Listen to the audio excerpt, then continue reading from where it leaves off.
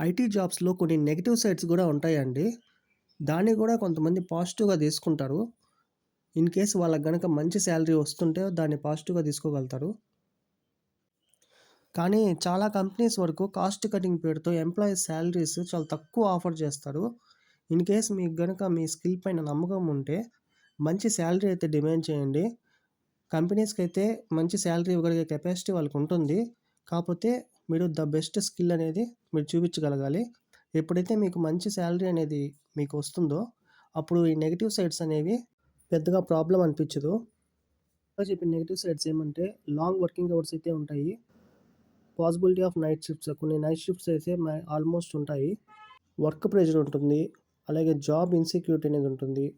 అట్లాగే life long learning కొత్త కొత్త టెక్నాలజీస్ వస్తూనే ఉంటాయి. నేర్చుకుంటూనే ఉండాలి.